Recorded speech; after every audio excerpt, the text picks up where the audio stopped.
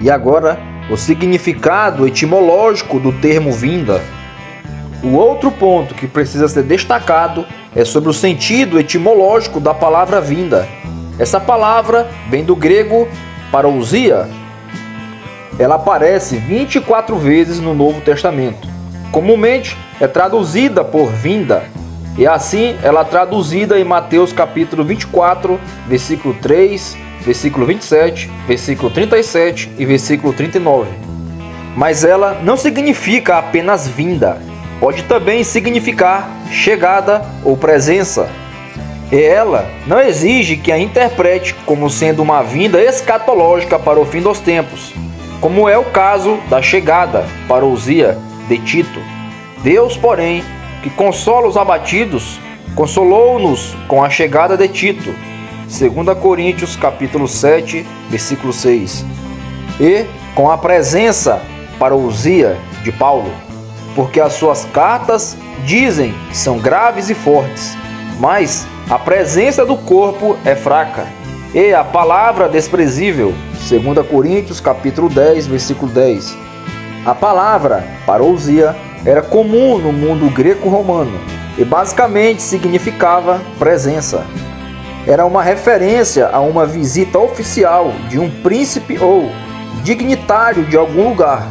Sendo assim, para muitos preteristas, se o sentido dessa vinda trata de uma vinda em julgamento, então o termo pode significar que o rei Cristo está vindo visitar Jerusalém em julgamento. Como já disse quando comentei o versículo 37, R.T. France faz uma distinção entre a vinda de Jesus em Mateus capítulo 24, versículo 30, para o primeiro século, e a vinda de Jesus em Mateus capítulo 24, versículo 36, para o futuro. France alega que essa distinção pode ser deduzida pelo uso da palavra grega parousia.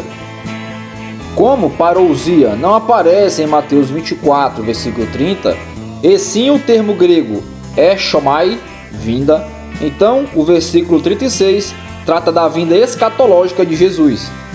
Mas o uso de termos distintos para a vinda utilizada por Mateus não significa que Jesus estava tratando de duas vindas separadas, uma para o primeiro século e outra para milhares de anos depois. Parece que Mateus usa os termos echomai e parousia como sinônimos.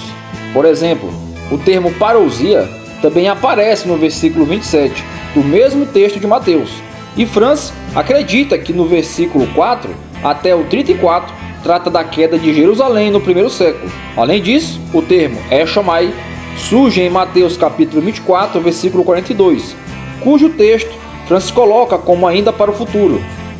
Para quem acredita que Jesus estava falando de sua vinda em julgamento, pode enfrentar a seguinte objeção: se Cristo veio, então todas as tribos o viram vindo. Mas a resposta que um preterista pode apresentar a essa objeção é a que já foi apresentada em outro lugar. Esse ver aqui não precisa ser necessariamente uma visão física a olho nu de Jesus vindo nas nuvens. Ver o sentido bíblico é muito mais do que ver fisicamente. Pode significar perceber. Por exemplo, lá no Evangelho de Mateus é dito que o rei Herodes, vendo que tinha sido iludido pelos magos, em Mateus capítulo 2, versículo 16, veja também em Mateus capítulo 21, versículo 32, fica evidente aqui que o sentido de ver é o de Herodes ter percebido que os magos o iludiram. Assim, se tomarmos como fato que a expressão "e verão o Filho do Homem vindo sobre as nuvens do céu" significa que perceberam Cristo vindo em juízo contra Jerusalém, torna-se perfeitamente possível que os judeus ou qualquer pessoa tenha percebido a vinda de Cristo em juízo no ano 70. E quando os judeus viram o seu templo caído em 70 e a cidade sendo destruída, certamente que se lembraram das palavras proferidas por Jesus sobre a queda do templo e a destruição de Jerusalém, ditas cerca de 40 anos antes. De qualquer maneira, se alguém insistir em uma visão física e literal de Cristo, até nesse caso, não podemos descartar a hipótese de que Cristo tenha sido visto fisicamente aos olhos dos judeus.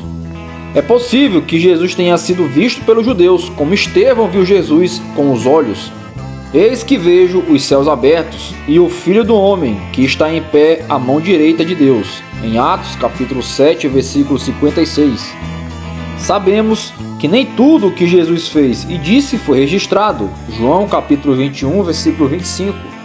Como o cânon bíblico que profetizou a queda de Jerusalém foi escrito antes dos acontecimentos, seria de se esperar que não poderia ter sido registrado como Jesus foi visto após a queda do templo. Inclusive, há um caso registrado no Evangelho de João de uma profecia proferida por Jesus a Natanael e os discípulos que não foi registrado em seu cumprimento. Na verdade vos digo que daqui em diante vereis o céu aberto e os anjos de Deus subindo e descendo sobre o Filho do Homem. João capítulo 1, versículo 51. Não há nenhum texto no Novo Testamento mostrando Natanael e os discípulos vendo o céu aberto e os anjos subindo e descendo sobre Jesus. Mas é certo que essa profecia se cumpriu, embora não tenhamos nenhum relato histórico, canônico ou não canônico, falando do cumprimento dela. Devemos ter em mente uma coisa: não devemos esperar que toda profecia cumprida tenha que ter um registro histórico do seu cumprimento. Basta termos informações gerais do cumprimento dela para sabermos que ela se cumpriu, e não todos os detalhes. Se, em linhas gerais, temos registros históricos extracanônicos e evidências contextuais da Bíblia de que uma profecia se cumpriu, então certamente todos os detalhes proféticos também se cumpriram, mesmo que não tenhamos informações de todos esses detalhes.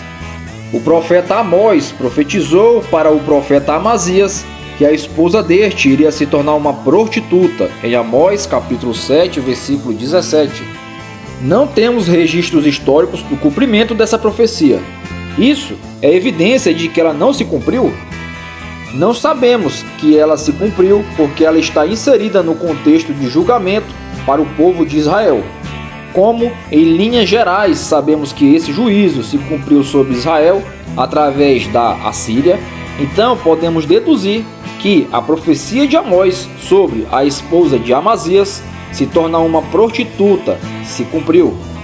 O mais interessante é que o verbo grego ver, usado em João capítulo 1, versículo 51, é o mesmo usado em Mateus capítulo 24, versículo 30. Assim como os judeus viram um exército flutuando sobre Jerusalém antes da guerra judaica, por que não poderia ser o caso de os judeus terem tido alguma visão de Jesus vindo nas nuvens do céu? Seja como for, o fato é que esse evento teve que ter sido no século I, pois Jesus falou que essa vinda era para a geração dele, em Mateus capítulo 24, versículo 34.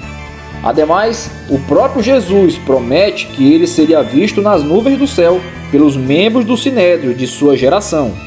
Digo-vos, porém, que vereis em breve o Filho do Homem assentado à direita do poder e vindo sobre as nuvens do céu.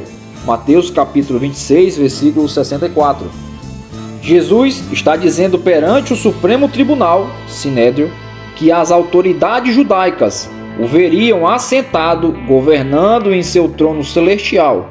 Mas ele não deu um futuro indefinido, seria no futuro em breve.